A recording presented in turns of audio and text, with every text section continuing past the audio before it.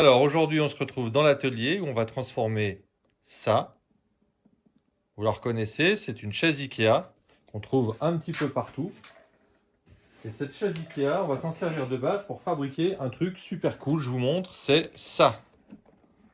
Alors, qu'est-ce que c'est? C'est le Videocam 360.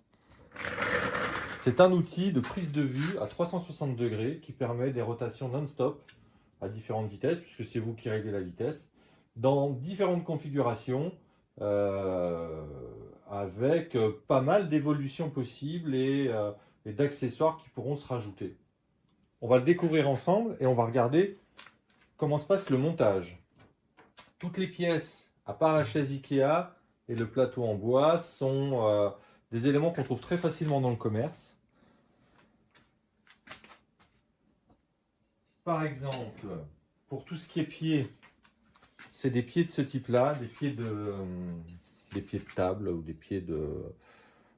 pieds, on va dire, qui sont réservés à du bricolage, à de la création qu'on trouve dans les magasins de bricolage. Donc il y en a de différentes longueurs. Moi j'ai opté pour le modèle rond en diamètre 30, M30. Et donc il y a différentes tailles. Moi j'ai pris le 30 cm comme base ici et un 40 cm comme support de caméra. Et le plus grand à l'arrière, c'est un 80 qui lui sert à fixer l'image de fond qu'on va mettre ensemble tout à l'heure. Alors, on va se débarrasser de la chaise puisque vous avez compris, j'en ai une autre.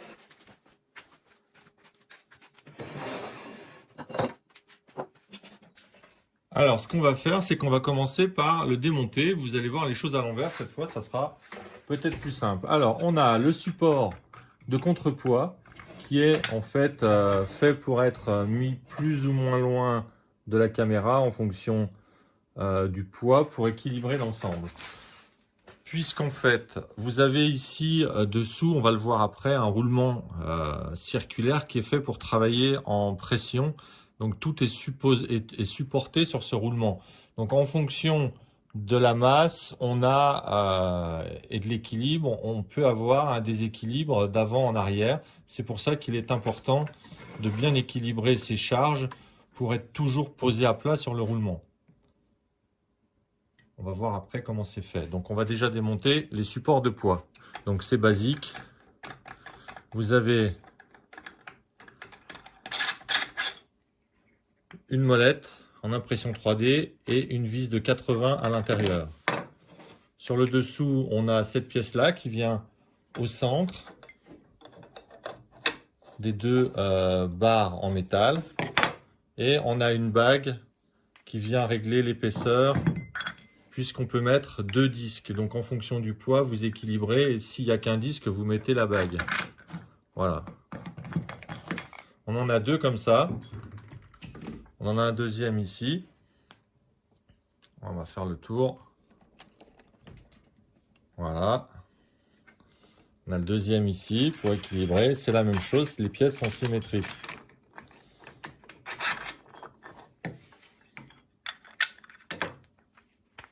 Et même principe, on vient visser, on a un écrou dessous.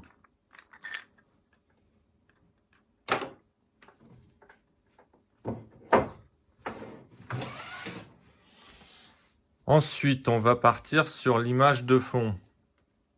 Donc en fait, l'image de fond, ce que j'appelle l'image de fond, c'est ce qui va faire le fond arrière de votre image. Donc on a un réglage dessous, pareil, avec une molette. Voilà.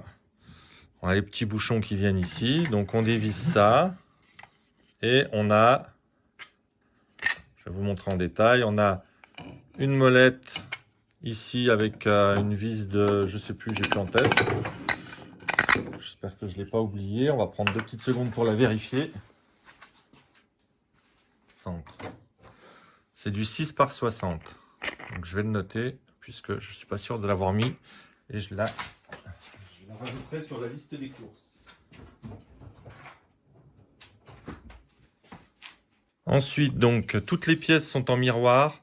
On a la même chose ici. Et on a 4 vis avec des écrous à l'intérieur. pour fixer le pied.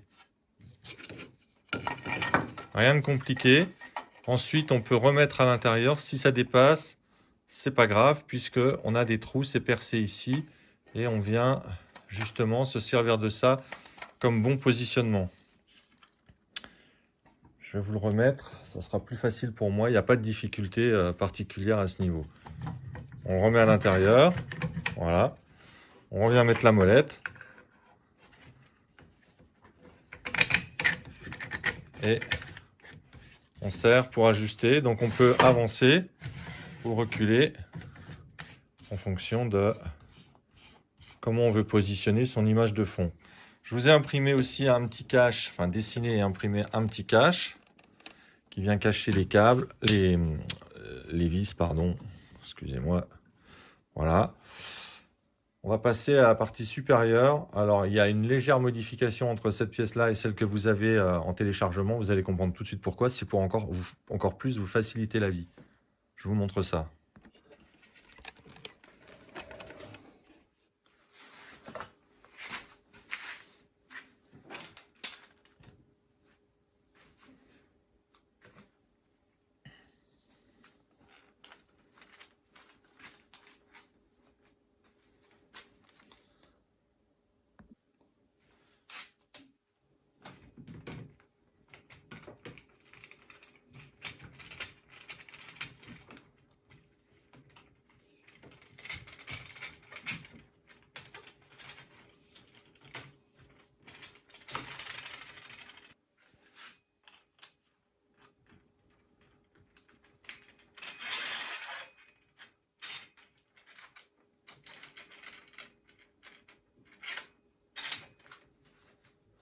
On se retrouve maintenant du côté caméra. Donc, même principe.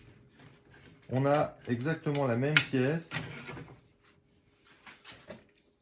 avec une molette, une pièce ici, la même en miroir et le petit cache avec les vis dessous. On a ici un tube de 30 cm et un tube de 40 cm. On a la plaque de fixation de la caméra. Alors moi j'ai mis une rotule puisque vous avez vu que comme on est en inclinaison, pour rattraper l'inclinaison, bah, la rotule elle est super efficace. Et dessous, on a la place pour venir mettre une petite vis et la maintenir pour serrer sa rotule. Voilà.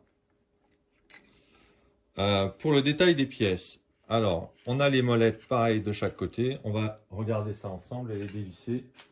Je vais les remettre sur le support. C'est facile.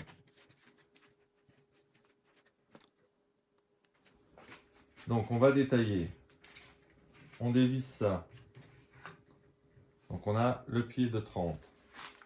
À l'intérieur, on a ces deux éléments. Donc si j'enlève la molette, à l'intérieur, on a une tige filetée avec un écrou prisonnier.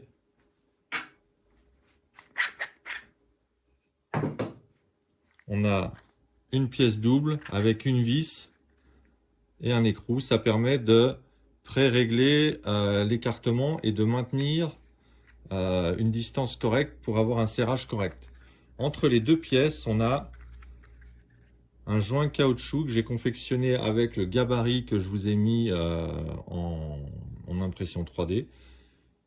Donc c'est un disque de chambre à air, c'est de la récupération. Si vous trouvez des joints, il existe des joints aussi en silicone ou en caoutchouc qui sont destinés en général à de la plomberie, à des chasses d'eau. Donc vous pouvez les utiliser à condition qu'ils fassent à peu près le diamètre, c'est-à-dire là ça fait 65. Voilà, ces deux pièces sont miroirs. Vous avez la même chose ici, avec la tige filetée qui traverse et la deuxième pièce. Donc vous voyez que déjà là, on est serré sur le tube et que du coup, ça coulisse pas facilement. C'est l'idée. Donc on va remonter ça.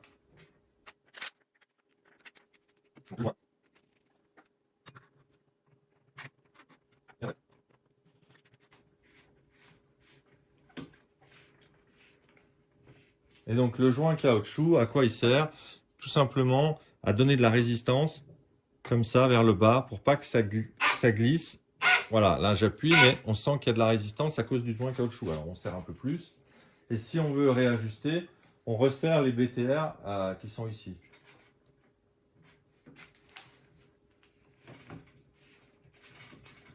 Donc en fait, ce système-là, il vous permet avec, en gros, ces deux molettes-là, de régler la rotation comme ça et la distance comme ça.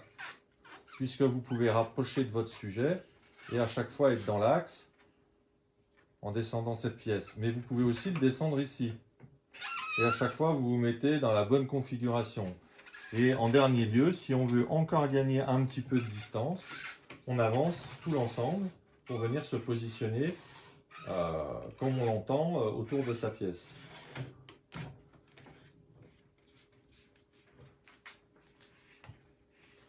Alors, en test de charge, avec le déport de 80, puisque j'ai un autre pied comme ça qui est plus long, qui fait la même taille que celui de l'image de fond, en fait, on le rajoute ici et on peut comme ça avoir des combinaisons de distance plus adaptées. En fait, tout est possible. Il en existe des plus petits aussi, donc on fait ce qu'on veut. Si on est trop ici, on peut envisager un plus petit. Mais j'ai déterminé que cette combinaison-là marche pas mal quand même. Alors ensuite, autre point intéressant que vous permet le Videocam 360, c'est également de faire des rotations dans l'autre sens. C'est-à-dire que là, vous dévissez juste ce qu'il faut. Vous vous mettez au mieux sur votre sujet et en fait vous pouvez faire des rotations au-dessus de l'objet comme ça. Alors bien sûr il faudra adapter son matériel. Donc là par exemple c'est l'intérêt de peut-être avoir des tubes de différentes longueurs. Je vous montre. Si on prend un tube de 80 de nouveau, voilà. En fait, il faut adapter. Et qu'on met sa caméra au bout, comme ça, on peut faire des rotations et filmer au-dessus de son objet. Tout est possible.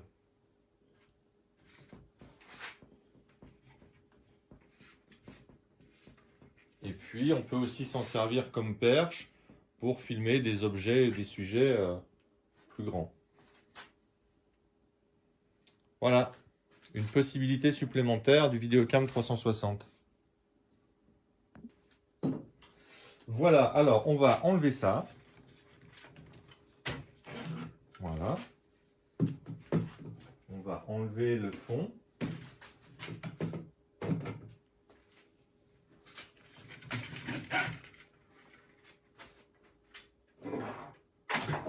Et on va regarder ce qui se passe à l'intérieur. Alors, à l'intérieur, j'ai voulu simplifier là aussi le montage et l'assemblage. Donc, vous avez 4 molettes. Ces molettes, elles ont un double usage. Elles maintiennent, je ne sais pas si vous le voyez bien, je vais remonter un peu. Elles maintiennent le serrage de ces pièces-là. Donc les molettes, elles maintiennent le serrage de ces pièces-là au travers du tube. Et en même temps, elles viennent buter ici contre le roulement pour qu'il ne bouge pas en hauteur. Donc on va tout dévisser. Enfin, on va dévisser un côté déjà. Donc en fait, c'est des vis de 80, là encore, de long, et elles viennent récupérer un écrou qui est là dans le fond. Maintenant, je peux enlever le tube. Le tube qui est percé. Alors la peinture elle est un peu usée déjà. C'est pas la peinture en bombe, donc c'est pas toujours tip top. Et donc à l'intérieur, on va enlever celle de derrière.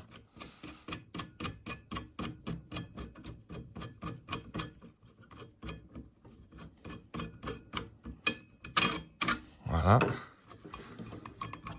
Vous voyez, c'est très simple à démonter. Il n'y a pas besoin d'outils particuliers.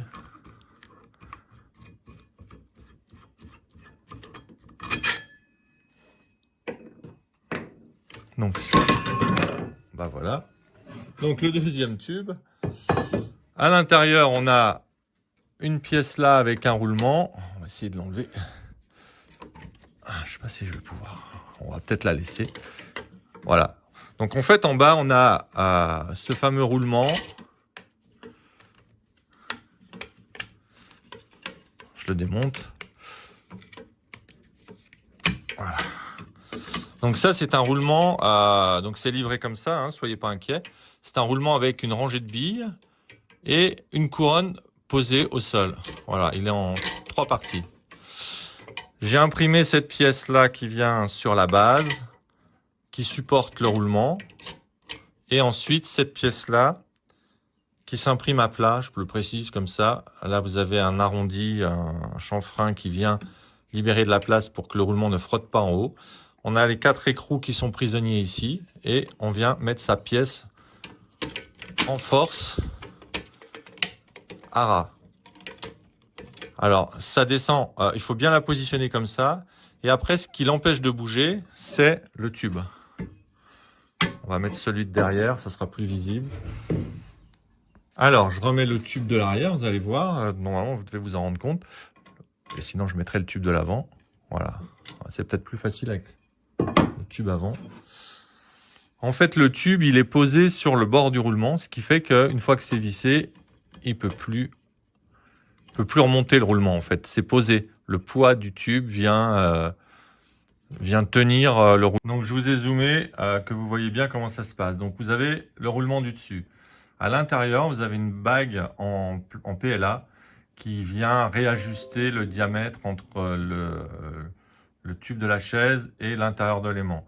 Et à l'intérieur, ici, vous voyez, on a dans le fond quelque chose qui vient recevoir l'aimant pour le roulement, pardon, pour pas qu'il descende plus bas. Donc on remet tout ça en force. Voilà, et on redescend tout. Positionne comme ça, pas trop haut. Voilà. On remet tout en position. Comme ça vous permet de venir fixer tout ça. Donc il faut récupérer les trous.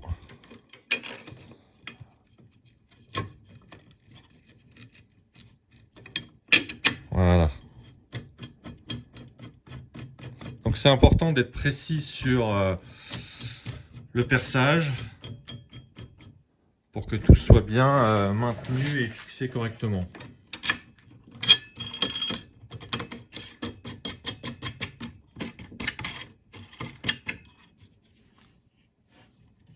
Et on voit que du coup la barre en fer, la barre en acier, enfin le tube en acier qui est un tube d'1 mètre de 30 par 30, il est parfaitement maintenu de haut en bas, il est serré par la barre, le roulement est maintenu et ici on est en appui sur le roulement du bas.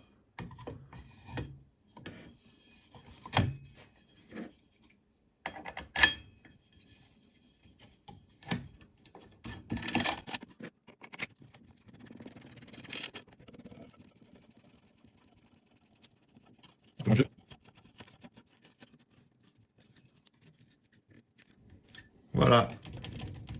Alors ce jeu-là, il est normal hein, puisque c'est posé. Il faut équilibrer, d'où les poids. Donc si vous voulez une bonne tenue, vous mettez des poids aussi au centre. Et puis après, avec la caméra, si c'est bien équilibré, il n'y a aucun souci.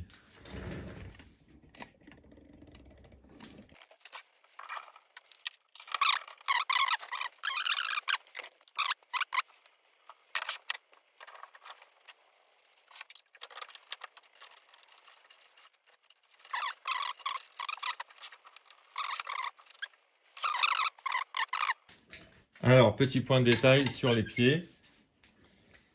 Alors, les pieds, vous allez voir, c'est très simple aussi. J'ai repris avec des vis M10 BTR qui sont juste encastrées. Donc ensuite, vous pouvez remettre un petit tampon en feutrine si vous voulez. Je vous ai fait deux modèles. Je vous ai fait un modèle hexagonal qui permet de mettre des boulons hexagonaux ou alors des vis BTR de ce type-là en fonction du choix. Et on vient les visser dans le dessous qui était prévu à l'origine pour les roulettes. Pour enlever et démonter le vérin, dessous, je vais vous montrer avec la chaise. Alors, pour enlever le vérin de la chaise, dessous, vous avez une rondelle et un clip. Il faut faire glisser le clip. On enlève légèrement, on soulève légèrement la petite agrafe qui est là, avec un tournevis, et puis on fait coulisser l'agrafe. Je vous montre. Vous levez légèrement ici, dessous là, et attendez, hop, voilà, et là, vous la faites coulisser vers le bas, voilà, comme ça. Et là vous avez la petite rondelle qui est là, voilà. Et ensuite vous pouvez par le dessus enlever le vérin. Et vous la remettez bien quand vous remontez le système. Voilà. Là, elle est en place.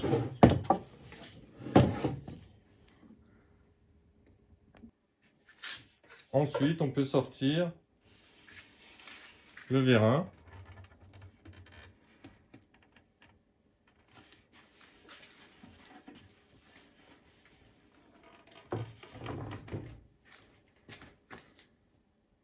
Donc, à l'intérieur, qu'est-ce qu'on a? On a ça. Dans l'ordre, par rapport au fond, on a une rondelle. On a une couronne à billes, une autre rondelle et un petit tampon en caoutchouc. Tout ça, c'est posé dans le fond.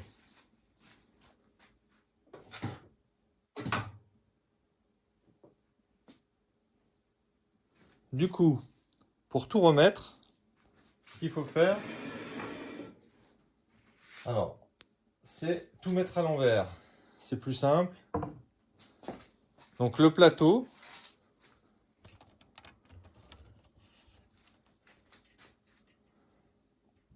la couronne en caoutchouc et qui vient là, et la rondelle, la couronne à billes et la deuxième rondelle. Voilà. Avant ça, si vous voulez ajouter cette pièce, vous pouvez le prévoir. C'est une pièce qui vient serrer, pareil avec des tampons, des petits tampons ici dans les têtes de vis, qui vient serrer le tube pour éviter la rotation du plateau. C'est un accessoire que vous pouvez mettre si vous en avez besoin. C'est pas forcément utile, mais je l'ai dessiné, je l'ai prévu au cas où. Donc cette pièce-là, elle vient sur ça comme ça. Voilà. Donc ici, on vient serrer le bas, ce qui fait qu'on a une résistance sur l'axe qui évite que le plateau il tourne. Et on a la même chose en haut. Alors, si vous voulez alléger un petit peu, vous ne mettez pas les poids. Vous maintenez tout bien en position. Passez à l'intérieur. Je vois pas ce que je fais.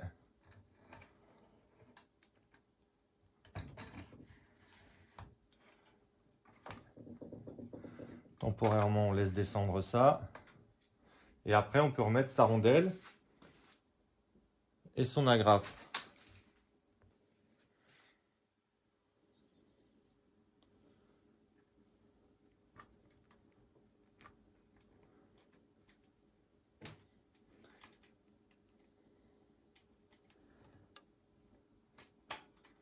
Voilà.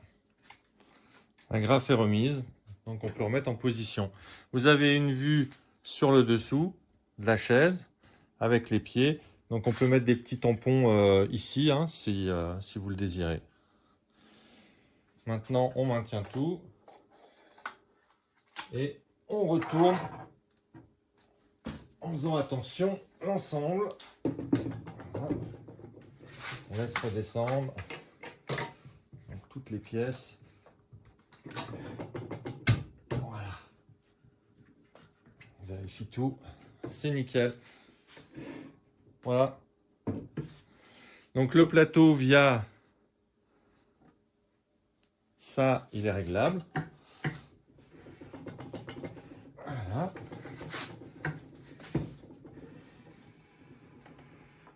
Hop, c'est difficile d'appuyer dessus. Voilà. Alors, petit point important aussi, c'est une chaise Ikea. Enfin, c'est une chaise. À l'origine, l'assise est légèrement inclinée vers l'avant. Donc, si vous voulez utiliser aussi le plateau tournant, dans des conditions de rotation optimales, il faut compenser l'inclinaison du châssis. Et donc, moi, j'ai monté des rondelles.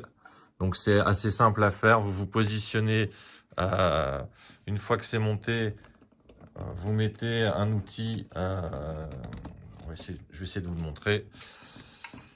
Vous mettez un outil à hauteur et en faisant tourner votre plateau, vous voyez quel côté il faut compenser.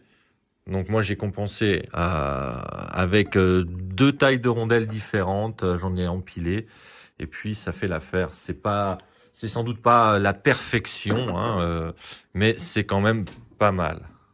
Voilà, voilà, il y a un petit léger défaut, mais ça fonctionne très bien comme ça. Voilà, je pense que c'est tout ce que j'avais à dire au niveau du plateau.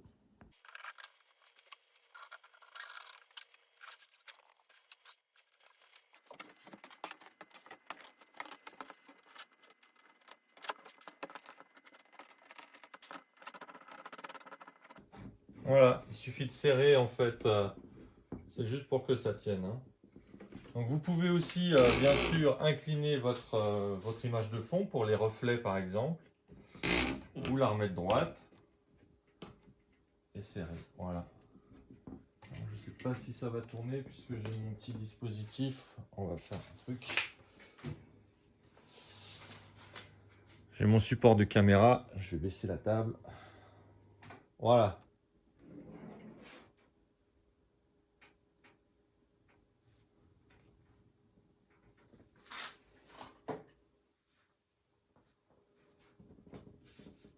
Donc le plateau est tournant. Si on veut bloquer sa rotation, on met les petites molettes ici au-dessus et on vient le serrer. Il est réglable en hauteur. Il est aussi ajustable en hauteur avec ça. Il suffit de monter et descendre en fonction de ce qu'on veut faire, de le rapprocher. Voilà, je pense que vous avez un beau petit produit pour travailler et faire du montage vidéo. Faire des présentations de produits sympas. Alors ce produit-là dans le commerce, il existe, on peut le trouver environ, alors c'est un modèle qui est plus petit malgré tout, en taille, qu'on peut trouver environ dans les 500-600 € suivant le modèle. Le coût de revient de celui-là, c'est à peu près 80 €. Voilà. N'hésitez pas à m'envoyer des petits MP sur Instagram pour me montrer vos réalisations. C'est super intéressant. Voilà, mon but ici, c'était de partager ce concept, cette idée, et de permettre à ceux qui débutent peut-être d'avoir du matériel pour faire des vidéos pro pas trop chères. Voilà, c'est ça l'idée, l'objectif.